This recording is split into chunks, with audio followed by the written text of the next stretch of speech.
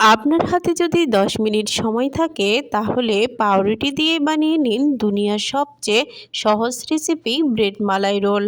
আসসালামু আলাইকুম এভরিওয়ান, আপনাদেরকে আমন্ত্রণ জানাচ্ছি নতুন আরেকটি ভিডিওতে। আশা করি সবাই অনেক ভালো আছেন। আমি আজকে আপনাদেরকে দেখাবো কিভাবে খুব সহজ পদ্ধতিতে ব্রেড মালাই রোল তৈরি করা যায়। ক্রিমি রসালো এই মালাই রোলটি মুখে দিলেই মিলিয়ে যাবে। চলুন রেসিপিটি দেখে আসি। আমি এখানে প্রথমে ঘন করে জাল করা 1 বাটি দুধ দিয়ে দিয়েছি। এবার আমি দিয়ে দিয়েছি সামান্য সুজি। এরপর যে একটু নাড়াচাড়া করে দিয়ে দিব স্বাদ মতো চিনি। এখানে আপনারা চিনির পরিমাণটা বাড়িয়ে কমিয়ে বা নিজেদের স্বাদ মতো দিতে পারেন। তারপর আমি দিয়ে দিয়েছি সামান্য গুঁড়ো দুধ।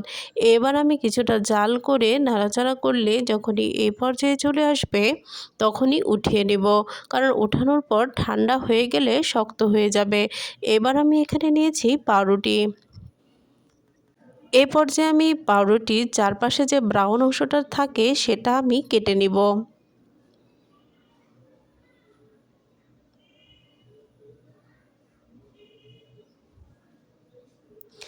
এবার একটি বেলন নিয়ে এটা চারদিকে বেলিয়ে নিব।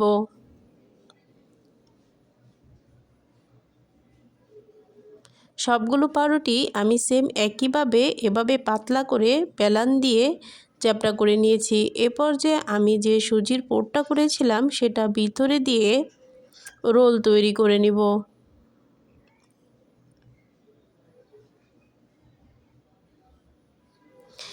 এইভাবে আমি একে একে সবগুলো পাউরুটিরই রোল তৈরি করে নিয়েছি। এবার আমি এখানে যে পাউরুটির মালাই বা রসটা থাকে সেটা আমি তৈরি করে নিব। এখানে আমি ঘন করে জাল করা 1 বাটি দুধ দিয়ে দিয়েছি, তারপর দিয়েছি পরিমাণ মতো চিনি এবং একটা এলাচ। এবার আমি এখানে ব্যবহার করেছি গুঁড়া দুধ, আর এখানে আমি 1 টেবিল চামচ দিয়েছি কাস্টার্ড পাউডার। তো আমার কাস্টার্ড পাউডারটা এখানে একটু হলুদ ভাব ছিল।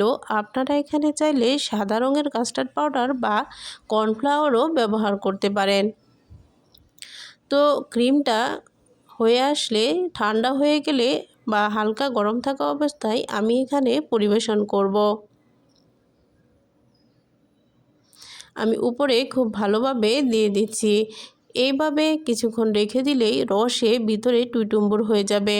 তারপর আমি কিছু কাঠবাদাম, পেস্তা বাদাম এবং কাজু বাদাম দিয়ে পরিবেশন করেছি।